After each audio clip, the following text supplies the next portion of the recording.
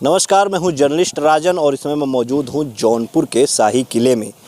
लेकिन हम बात जौनपुर के शाही किले की नहीं करेंगे क्योंकि माहौल चुनावी है, चुनाव प्रचार का शोर थम गया है।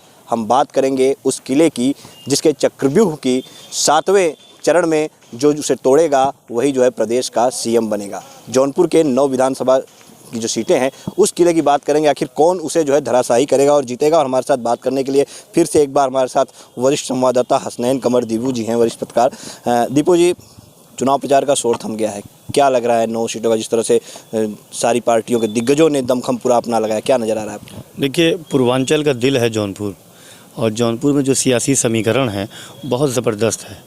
यहाँ की 9 जो सीटें हैं वो यहाँ के जो मुख्यमंत्री कौन होगा ये भी तय करेगा और सबकी प्रतिष्ठा भी दांव पे। देखिए तो यहाँ मल्हनी में धनंजय सिंह अपनी प्रतिष्ठा दांव पे लगाए हैं। उनके जो 10 साल से समाजवादी पार्टी का किला उसको ढहाने के लिए धनंजय सिंह अपनी पूरी ताकत लगा दिया। इस बार वो जनता दल यूनाइटेड से आए हैं तो उनके साथ केपी सिंह हैं बीजेपी के।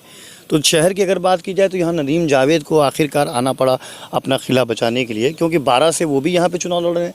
17 में उनको हार का सामना करना पड़ा, लेकिन 22 में वो ना चाहते हुए फिर एक बार सामने आए हैं और उनके सामने गिरीश चंद्र यादव बीजेपी के हैं। और देखा जाए तो समाजवादी पार्टी के पूर्व विधायक अरशद खान भी चुनाव लड़ रहे हैं, सलीम खान भी हैं।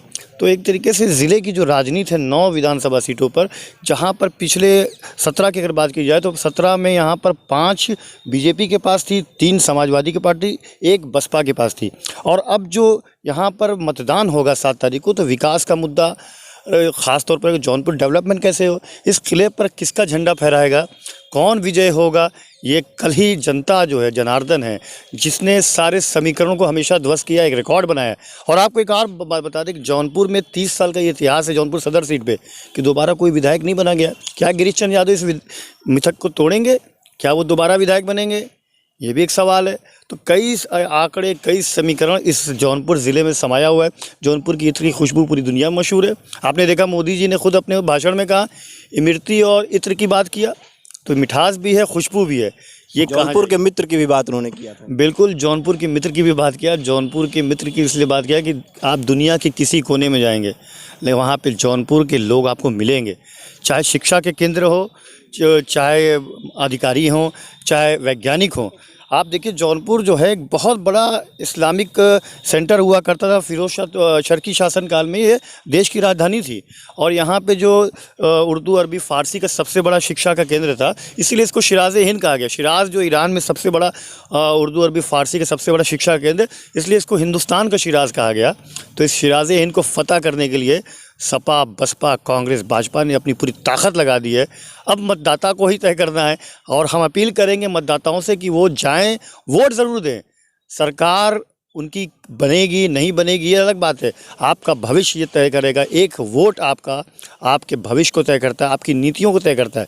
इसलिए सुबह सारे काम को छोड़ करके आप मतदान ज़रूर करिए ताकि आपका, आपके परिवार का, आपके बच्चों का भविष्य अच्छा हो गया। हम लोग यही अपील करेंगे कि आप वोट करें और 9 विधानसभा जो है सभी जगह इस तरीके से वोट देना चाहिए। अच्छा, जिस तरह से देखा जाए सारी पार्टी के दिग्गजों ने यहाँ दमखम लगाया। मल्हनी सीट की अगर हम बात करें तो वहाँ पे सभी दिग्गज, चाहे अमित शाह रहे हों, चाहे मुलायम सिंह खुद वहाँ पे पहुँचे, तो वहाँ पे क्या लगता है लड़ाई किस तरह से, क्योंकि बीजेपी तो वहाँ फाइट में दिख नहीं रही है। देखिए, मल्हनी एक ऐसी सीट है जो 2012 में वजूद में आई। इसके पहले से रारी विधानसभा हुआ करती थी।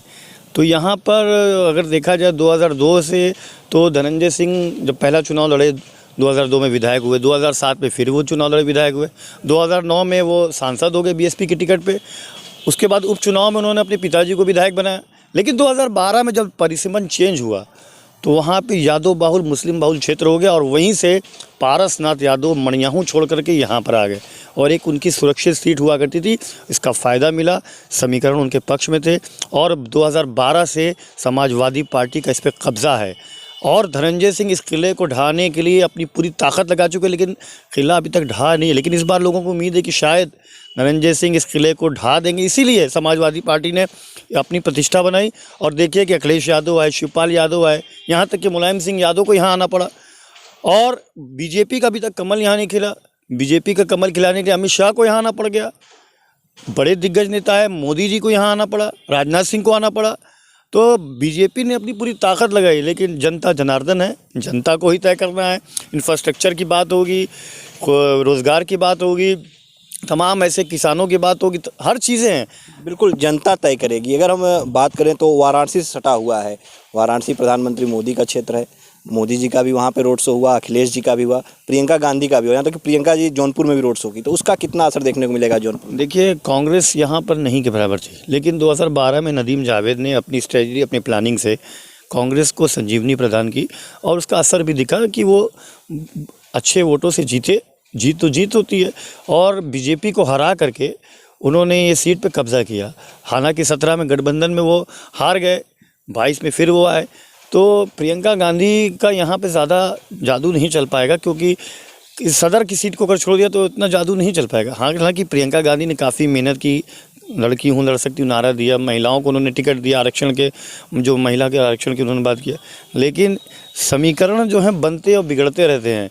बीजेपी यहाँ पर अपनी कोई ऐसी गलती नहीं करेगी जिससे उसकी सीट चली जाए। तो वहीं समाजवादी पार्टी के 25 साल का अनुभव रखने वाले अरशद खान मैदान में और सलीम खान बीएसपी की हाथी पर सवार हैं।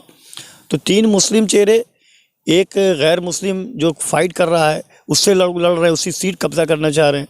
और भी कई फैक्टर्स हैं, ओवैसी की पार्टी भी चुनाव लड़ रही है। तो मतदाता ही तय करेंगे कि क्या है। लेकिन विकास का मुद्दा है, शिक्षा का मुद्दा है। यहाँ देखिए, किले में हम लोग हैं, पर्यटन स्थल यहाँ पे घोषित नहीं हो पाया। इतनी बड़ी इमारत है, शाही किला है ये, फिरोज शाह तुगलक ने इस शहर को बसाया था। और आप देखिए कि इतना बड़ा शहर है, यहाँ हिस्टोरिकल प्लेस है, माँ शीतला चौकिया का धाम है, तो पर्यटन यहाँ पे है ही नहीं। पर्यटन स्थल अगर घोषित हो जाता तो यहाँ पर्यटक आते, रोज़गार मिलता। वाराणसी में देखिए कहाँ आ रहे हैं, मोदी जी ने वहाँ पे कॉरिडोर, जो विश्वनाथ मंदिर कॉरिडोर बनाया, तो वहाँ पे लोग आ रहे हैं। आज तक जौनपुर में ऐसा क्यों नहीं हो रहा है? माँ शीतला का कॉरिडोर कब बनेगा, ये भी सवाल उठेगा। बनाया जाए इसको, आस्था से जुड़ा हुआ सबसे बड़ा केंद्र है। आप विंध्याचल का बना रहे हैं, लेकिन मान्यता तो ये है कि यहाँ से होकर के माँ शीतला का आशीर्वाद लेने के बाद लोग विंध्याचल जाते हैं। तो इसकी उदासीनता क्यों है? क्यों नहीं यहाँ के लोग जो भी सत्ता में रहे उन्होंने इसको क्यों नहीं किया? ये शाही किला है, शाही अटाला मस्जिद है, बड़ी मस्जिद है, झंझरी मस्जिद है, इतिहास को समेटे हुए जौनपुर है।